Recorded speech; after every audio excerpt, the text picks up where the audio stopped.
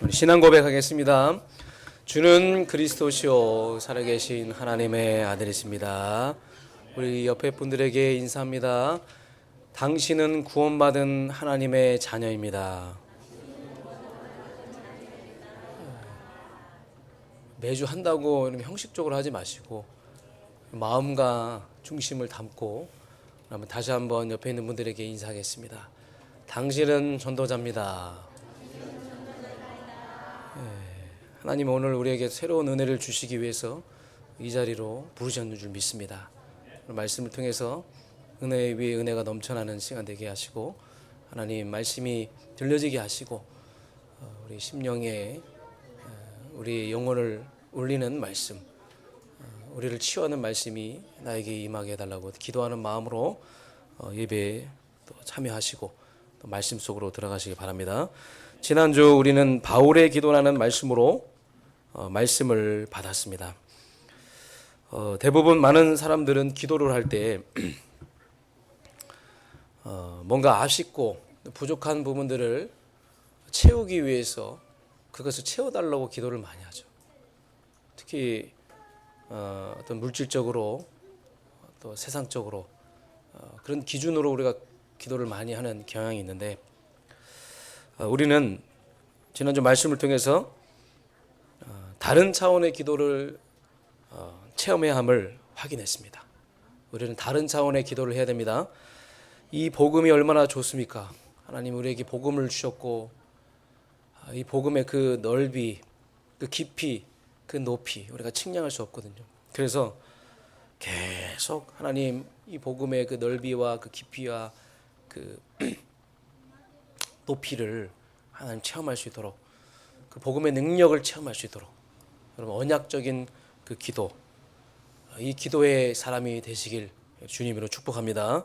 그래서 사도 바울은 그 기도를 하면서 오늘 에베소서 2장에 우리가 하나님께로부터 받은 영적인 지위에 대해서 눈을 열어주고 있습니다. 하나님 여러분에게 엄청난 영적인 지위를 주셨어요. 이걸 영어로 spiritual position이라고 하는데 우리에게 주어진 이 영적 지위를 깨닫는 게 여러분 신앙생활에서 굉장히 중요합니다. 나의 신분이 어떻게 변화되었는지 이걸 우리가 제대로 깨닫지 못하면 위에서 주신 이 신령한 복이 어떤 복인지를 우리가 제대로 알지 못하면 우리가 신앙생활이 자꾸만 우리는 뭔가를 채우려고 하고 뭔가를 내가 요구하려고 하는 그런 신앙생활, 그런 신앙생활을 할 수밖에 없는데 우리의 신분이 어떻게 변화됐는지 오늘 말씀을 통해서 여러분 깨달으시고 또 하나님이 우리를 그 신분을 바꾸신 이유가 뭐냐. 오늘 10절에 보니까 선한 일을 위하여 우리가 하나님의 자녀가 되었다.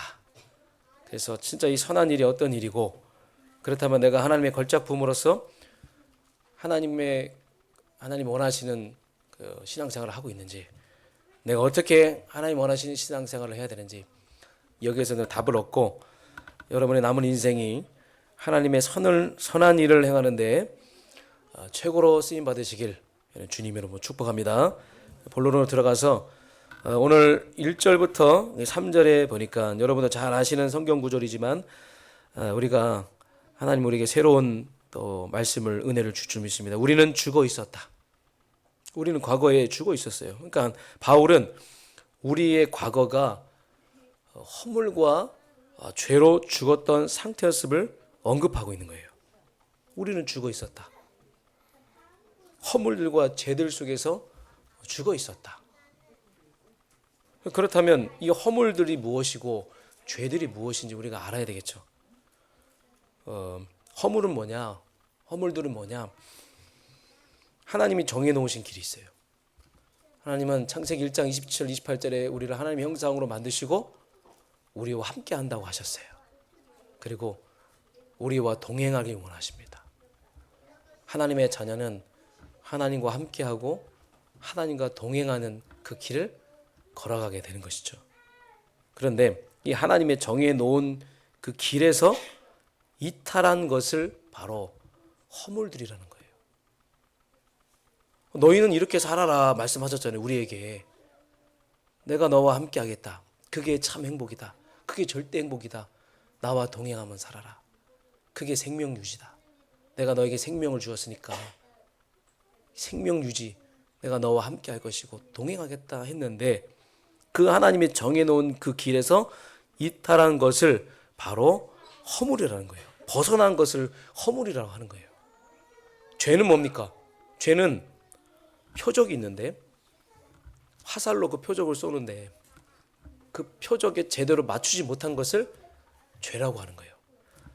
그 표적, 하나님이 우리에게 정해놓은 그 길이 있는데 그 길을 이탈하고 활을 쐈는데 그 표적에 제대로 적중하지 못하고 벗어나는 것, 그것을 이제 죄라고 하는 거예요. 우리를 향해서 하나님이 너는 이렇게 해라, 이렇게 살아라 하는데 이렇게 하라는 것을 하지 않는 것이 바로 죄라는 것이죠. 이해하셨습니까? 우리를 하나님이 원하시는 방향으로 가라 하시잖아요. 우리가 이제 그쪽으로 가야 되는데 그쪽으로 가지 못하고 표적을 맞추지 못하고 빗나간 것, 그것을 바로 죄라고 하는 거예요. 쉽게 말해서 허물은 하지 말아야 할 것을 하는 것이 허물이고, 죄는 해야 할 것을 안 하는 것이 죄라는 거예요. 그래서 죄와 허물로 죽었다. 죽은 상태 가운데 있었다. 그래서 원래 인간에게 주셨던 그 영적 질서에서 벗어난 것이 바로 허물과 죄를 말하는 거예요. 그럼 창조 원리가 뭐죠? 영적 질서가 뭡니까? 구원받은 하나님의 자녀, 하나님의 형상은 하나님과 함께 해야 되잖아요. 하나님과 동행해야 되잖아요. 이 하나님과 함께하는 그 영적 질서에서 벗어나 있는 그 영적 상태에 대해서 지금 계속 설명하고 있는 거 아니겠습니까? 바울은 이제 죽어 있는 이 상태에 있는 자들의 특징을 이제 세 가지로 설명하는데, 첫 번째 뭐예요? 2절의 말씀. 그때 너희는 그 가운데서 행하여 이 세상 풍조를 따르고, 세상 풍조를 따르고 산다는 거예요. 하나님을 떠난 인간은요, 자연스럽게 세상 풍조를 따르게 돼 있어요. 우리는 하나님의 말씀이 기준이잖아요. 우리는 세상의 가치관이 아니잖아요. 세상의 문화가 아니잖아요. 우리는 하나님의 나라를 쫓아가잖아요. 아멘입니까? 우리는 하나님의 말씀이 기준이 되고 하나님의 말씀 따라가고, 우리의 세상의 모든 가치관은 하나님의 나라, 하나님의 나라를 세우는 거, 하나님 나라의 관점. 그런데 하나님을 떠나서 세상 풍조를 따르며 세상의 가치관과 세상 문화를 사랑하고 그것을 계속 쫓아가는 거예요. 세상 문화를 계속 사랑하는 거예요. 하나님 나라보다. 그 둘째는 공중의 권세 잡은 자, 곧 공중의 권세 잡은 자가 누굽니까? 사단이잖아요. 마귀의 종도 타며 살아간다는 거예요. 마지막에 뭐예요? 세 번째는 육체의 욕심을 따라 생활한다는 거예요. 그럼 인간은 하나님의 풍족을 쫓아가야 돼요. 하나님의 나라를 추구해야 돼요. 그런데 공중의 권세의 통치자들을 따르고 육체의 욕심을 따라 그렇게 생활하게 되었다. 그래서 우리는 하나님의 은혜 속에서 말씀 속에 살아가는 우리인데, 이렇게 될 수밖에 없던 것, 그건 뭐예요? 하나님을 떠난 거 아니에요. 창세기 3장. 원래 하나님과 함께 해야 될 인간이 하나님을 떠나서 이런 상태가 됐다는 거예요. 사랑하는 성도 여러분, 우리는 하나님의 은혜 속에, 말씀 속에, 그리스도 안에서 성령님을 따라 살아가야 되는 그런 인생인 줄 믿습니다. 그런데 과거는요, 육체 욕심을 따라 살아갔다는 거예요. 그런데 과거로만 우리가 한정지는 것이 아니라 지금도 마찬가지예요. 지금도 우리는 하나님의 은혜 속에 있는가? 나는 말씀 속에 있는가? 나는 그리스도 안에서 성령님을 따라 살아가고 있는가? 그렇지 않다면 자꾸만 우리는 과거로 돌아가는 거예요. 여러분, 절대로 과거로 돌아가지 마시기 바랍니다. 절대로 성령의 생각을 따라가야 돼요. 성령의 생각을. 하나님 성령의 생각을 따라가게 하시고 하나님 말씀을 따라가게 하여 주시옵소서. 근데 그게 잘 안 되잖아요. 정말 그게 잘 안 되기 때문에, 그래서 하나님은 오늘도 우리를 예배의 자리로 인도하신 줄 믿습니다. 이 예배의 자리에 인도하셔서 하나님이 우리에게 은혜 주시고 우리에게 영적 힘을 주시잖아요. 얼마나 감사합니다. 또 신앙생활이 얼마나 쉽습니까? 이 은혜 자리에 있으면 되잖아요. 이 예배 자리에 있으면 되잖아요. 그럼 하나님 성령님이 우리에게 계속 말씀을 생각나게 하시고 가르치시고 지키게 하시고 성령님이 하신다는 거예요. 그래서 지금 이 1절부터 3절까지의 말씀을 정리하면 한마디로 우리의 과거는 본질상 진노의 자녀 아래 있었다, 그거예요. 죄의 노예 아래 있었다는 거예요. 그런데 여러분, 죄라는 것도 우리는 알고 있지만 이길 힘이 없어요. 죄. 그래서 우리가 성령님이 우리에게 죄를 이길 수 있는 힘을 주시는 거예요. 하나님, 그래서 우리는 성령님을 의지해 주 믿습니다. 성령. 그래서 누구도 이 죄에 대해서 우리는 자만할 수 없어요. 성령님, 내가 죄를 이길 수 있는 힘을 주시옵소서. 성령님, 내 마음과 생각을 지키게 해 주시고 하나님. 그래서 우리는 이렇게 죽어 있었는데, 두 번째로 그러나 하나님이 우리를 살리셨다. 4절부터 5절까지 우리를 살리셨다는 거예요. 그래서 우리가 지금 거듭난 인생, 우리는 새로운 피조물, 우리는 재창조의 인생을 살아가고 있는 것입니다. 우리 하나님은 어떤 하나님이십니까, 여러분? 여러분이 믿는 하나님 어떤 분이십니까? 긍휼이 풍성하신 하나님이라고 했잖아요. 지금 긍휼이 풍성하신 하나님. 이거 엄청난 단어예요. 하나님이 우리를 사랑하신 그분의 큰 사랑 때문에, 그 큰 사랑 때문에 저와 여러분을 살리신 거예요, 여러분. 믿으십니까? 하나님의 사랑을 여러분 체험하세요. 왜 우리가 자꾸만 속아야 됩니까? 여러분, 하나님의 사랑, 하나님의 사랑을 힘입는 사람은 절대로 속지 않아요. 하나님, 저에게 주신 이 큰 사랑 때문에 이제 나는 사랑할 수 있고, 사랑으로 할 수 있고, 사랑으로 모든 걸 선택할 수 있습니다. 하나님, 나에게 하나님의 사랑을 주셨으니까 그 큰 사랑 때문에 저를 살리셨고 그리스도와 함께 우리를 살리셨는데, 하나님, 이것 또한 지나갈 겁니다.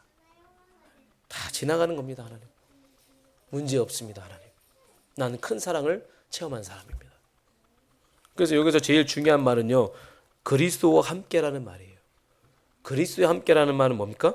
여러분, 구원받은 하나님의 자녀는 어떻게 신분이 변화가 되면, 구원은 예수와 함께 죽고 예수와 함께 살아나는 게 여러분 구원이에요.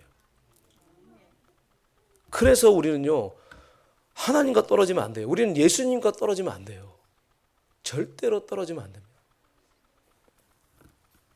우리는 완전히 붙어 있어야 돼요. 포도나무와 가지 비유 아시죠? 완전히 붙어 있어야 돼요.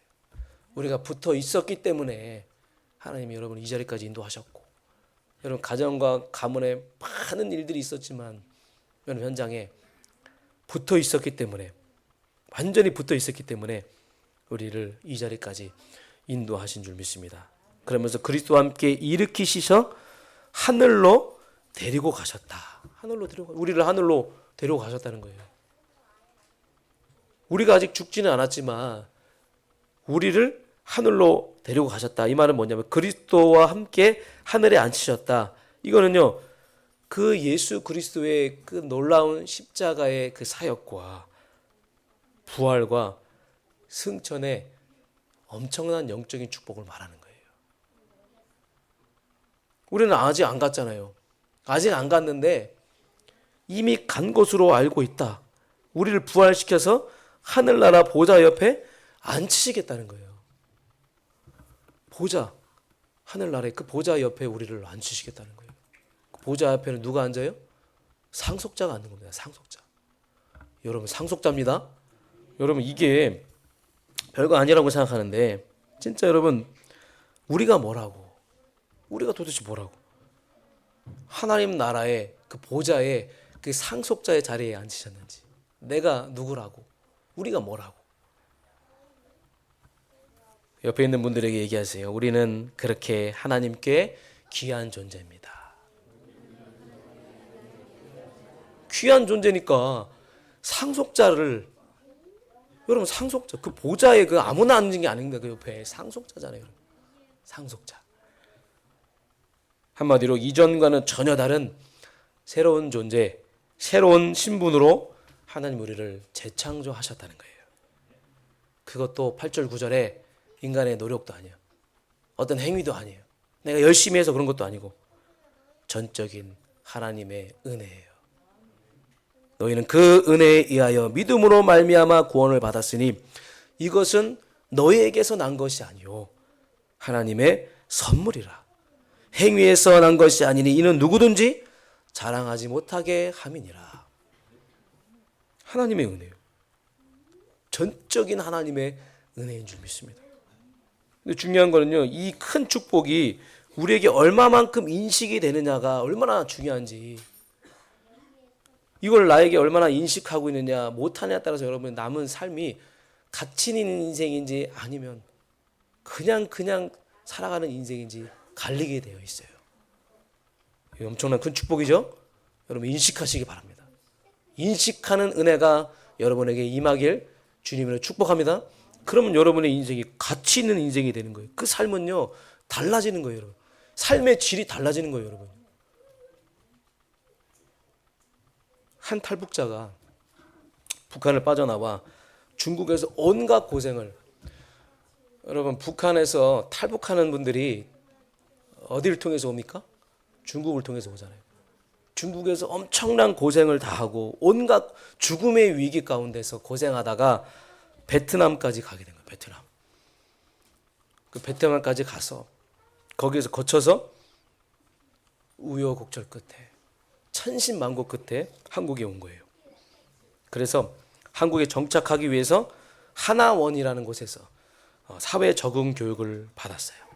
왜냐면 우리나라와 북한의 그런 어떤 문화 차이 이런 것들이 굉장히 크기 때문에, 수준 차이도 굉장히 크기 때문에 이 적응을 위해서 교육을 받은 후에 주민등록증을 받은 거예요. 주민등록. 여러분 주민등록증 다 갖고 계십니까? 지갑에 다 있어요, 여러분? 이 주민등록증을 받으면서 쓴 글이 있어요. 제가 읽어드리겠습니다. 나는 담당 공무원으로부터 주민등록을 받는 순간 그동안 겪었던 많은 고생의 여정들이 눈앞을 지나가며 감회에 젖었습니다. 밤에도 머리 위에 주민등록증을 놓고 잠을 자다가 잠이 오지 않으면 다시 불을 켜고 주민등록증에 내 얼굴이 선명하게 있는 것을 보고 잠을 잤습니다. 사랑하는 성도 여러분, 여러분 가운데 주민등록 받으면서 이런 감동 받아본 적 있어요? 네? 아이 대수롭게 생각 안 할 거 아닙니까? 성인 되면 당연히 받는 거 아닙니까? 그러나 목숨을 걸고 탈북한 이 탈북민에게는 이 주민등록증이 너무나 소중하다는 거예요. 엄청나게 소중하다는 거예요. 목숨을 걸고 한국까지 왔는데. 여러분, 구원의 그 은혜, 그 가치를 깨닫기를 원합니다. 구원의 은혜와 이 가치를 24시 여러분 누리시기 바랍니다. 구원의 은혜에 여러분 감사하시길 바랍니다. 그러면 여러분 하나님이 여러분을 계속 성장시키십니다. 저는요, 언제 제가 영적으로 성장했냐, 이 구원의 은혜에 대해서 현장에서 체험했어요. 현장에서 수많은 전도 현장에서, 수많은 세계 선교 현장에서 죽어가는 영혼들과, 저는 이 에베소서 2장 1절을 꼭 읽어줍니다. 현장에 가면 신분이 바뀌고 있다는 것을 그 상대방에게 계속 인지시켜 주는 거예요. 그리고 저는 이 사도행 이 에베소서 2장 1절이 얼마나 중요한 말씀인지를 다시 한번 깨닫는 게, 오늘날 우리가 이런 시대에 살아가는 동안에 정말 하나님이 우리에게 이 가치 있는 인생을 살아간다는 게 정말 얼마나 귀한 것인지.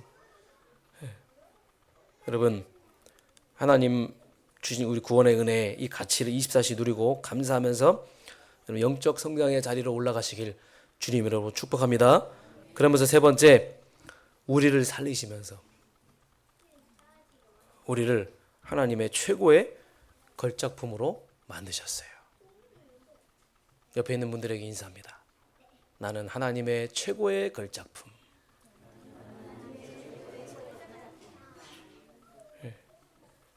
10절에 보니까 우리는 그가 만드신 바라. 우리를 만드셨어요. 그리스도 예수 안에서 선한 일 위하여 지심을 받은 자니 이 일은 하나님이 전에 예비하사 우리를 그 가운데서 행하게 하려 하심이니라. 사도 바울은 지금 계속 강조하고 있는 게 뭐냐면 하나님의 그 전적인 은혜로 우리의 신분이 변화된 이 축복이 얼마나 큰지에 대해서 에베소 성도에게 계속 강조하고 있는 거예요. 그래서 그 초심을 잃지 말아라. 그 구원의 그 중심을 가지고 그 감격의 그 마음을 가지고 살아가라. 신앙생활 해라. 그러면서 너가 얼마나 소중한 존재인지 그를 깨달아라. 그리고 너만 잘 먹고 잘 살지 말고 하나님 원하시는 삶을 살아라. 그게 뭐예요? 선하신 일을 위하여 살아가라. 여러분, 이 포에미아, 지었다라는 말이 헬라어로 포에미아입니다. 이 포에미아에서 그 시를 의미하는 영어 단어인 포음이 나온 거예요. 포음은 뭐냐면 문학적으로 가장 아름답게 묘사하는 것이 바로 시예요. 시.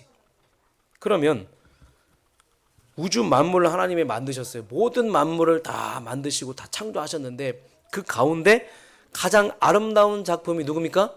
그게 우리라는 거예요. 아멘? 가장 아름다운 작품, 최고의 가치가 있는 최고의 걸작품으로 하나님 여러분을 만드셨다는 거예요.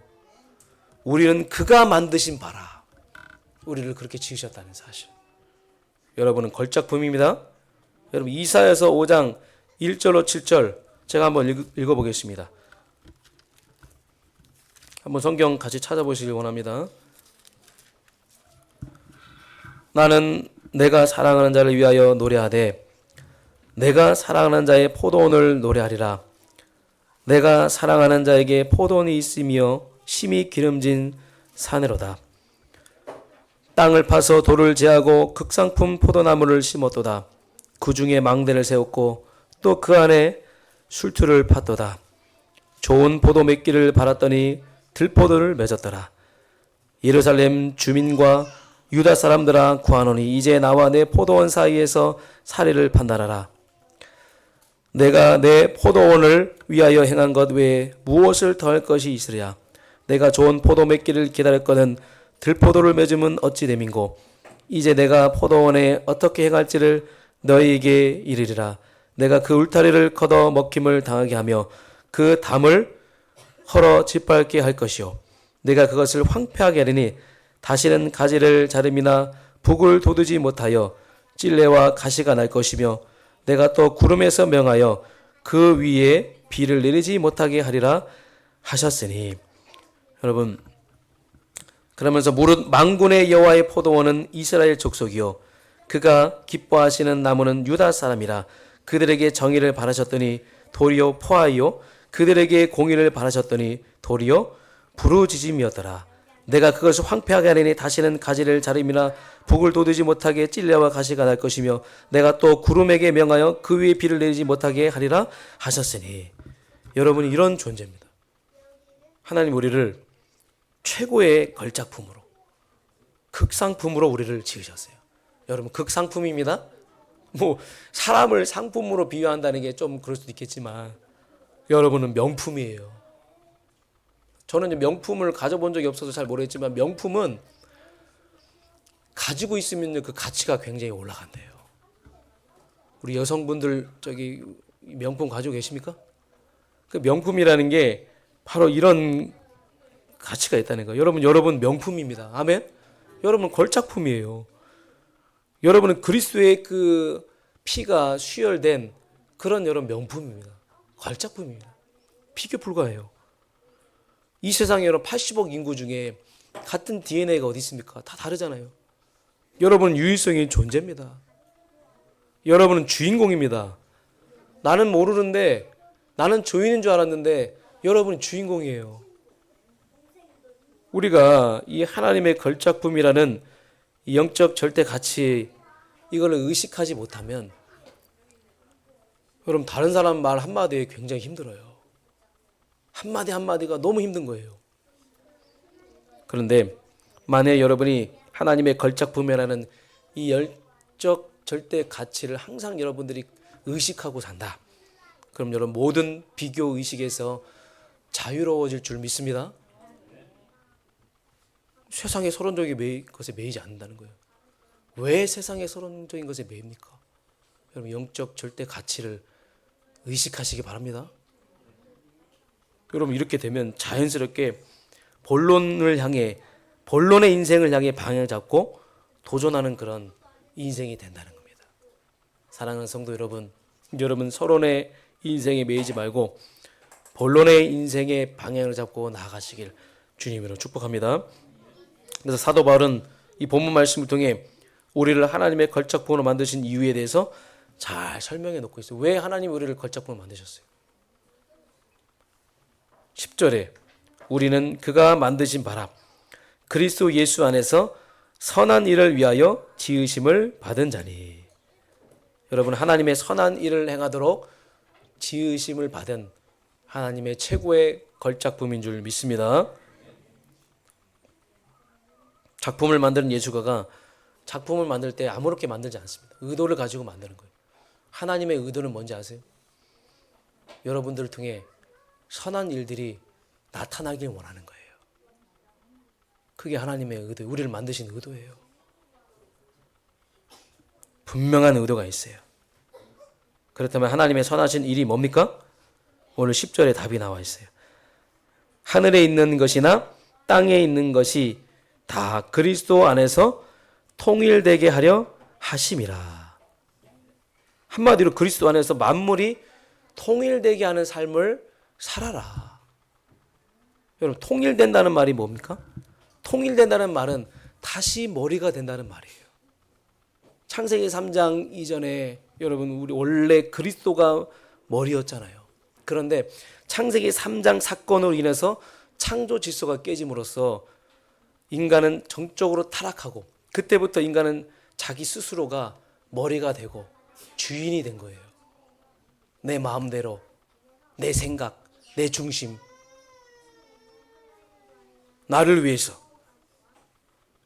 그래서 예수 그리스도를 우리 개인과 가정과 교회와 사회에 다시 머리가 되게 하는 역할을 감당하는 것이 바로 우리를 만드신 하나님의 이유인 줄 믿습니다.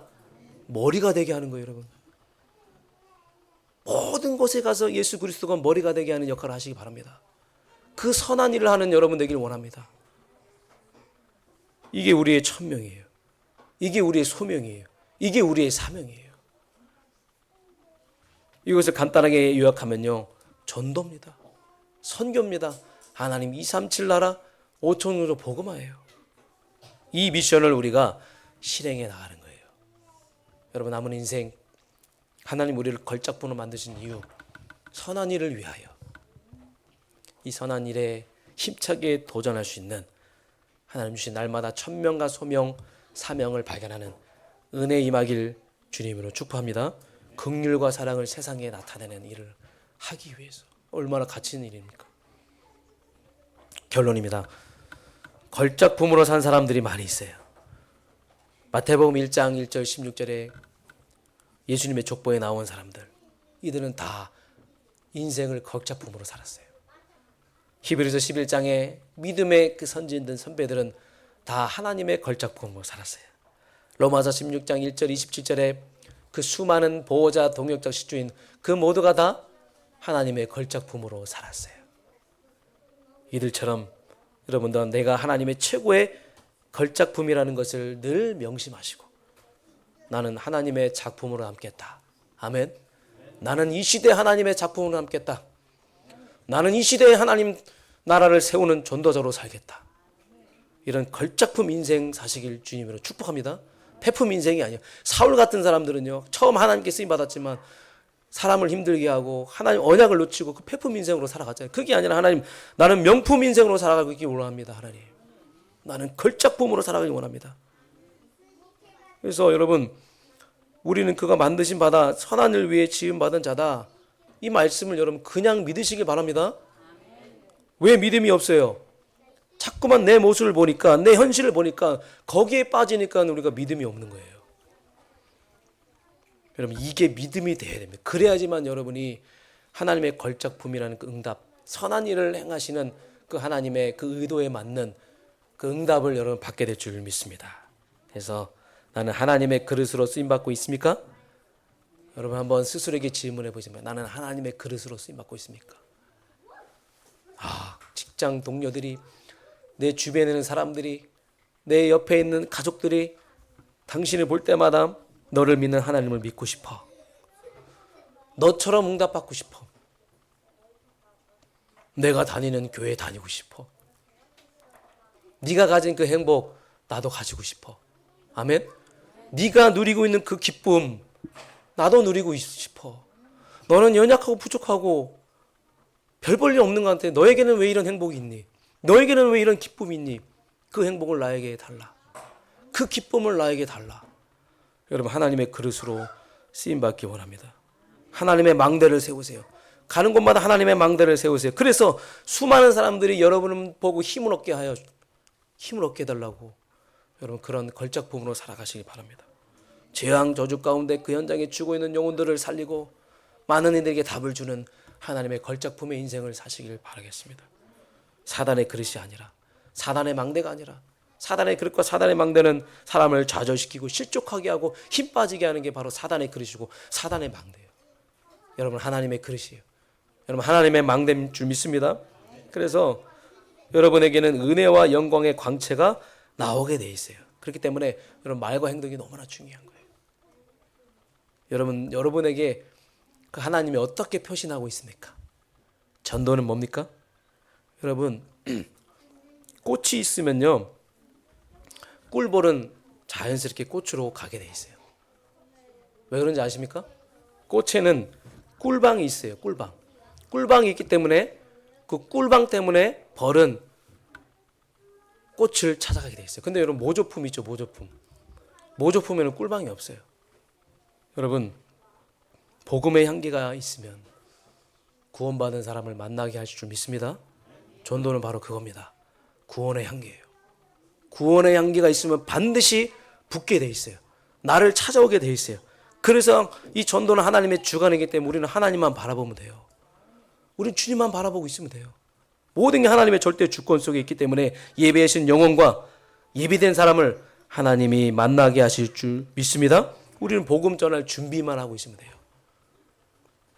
걸작품으로 여러분 사시길 주님으로 축복합니다. 여러분 이번 한 주간 동안이라도 하나님 진짜 본론 인생, 결론 인생이 무엇인지를 하나님 알게 하시고 하나님 나를 지으시고 만드신 이유가 선한 일을 위해서인데 그것을 위해서 나를 걸작품으로 만드셨기에 하나님 걸작품에 맞는 삶을 살아갈 수 있도록 성령 하나님이 나와 함께 하시고 인도하여 주시고 나를 붙잡아 주시옵소서. 이렇게 기도하고 승리하는 저와 여러분 되시길 주님으로 축복합니다. 하나님 감사드립니다. 저희들 본질상 진노의 자녀였던 허물과 죄로 죽어있던 저희를 살리시고 이제는 하나님의 최고의 걸작품으로 만드셨습니다. 그것은 바로 선한 일을 위한 것입니다. 우리 인생을 돌아보면서 나는 과연 하나님의 그릇으로 하나님의 망대를 세우고 있는지를 점검하며 이번 한 주간 동안에 하나님의 최고의 걸작품으로 하나님의 그릇으로 하나님의 망대를 세워서 많은 영혼들을 살리고 그들에게 영적인 영향을 끼칠 수 있는 복음의 향기를 전달하는 참된 전도자의 삶을 살아갈 수 있도록 축복하여 주시옵소서. 예수 그리스도의 이름으로 기도합나이다. 아멘.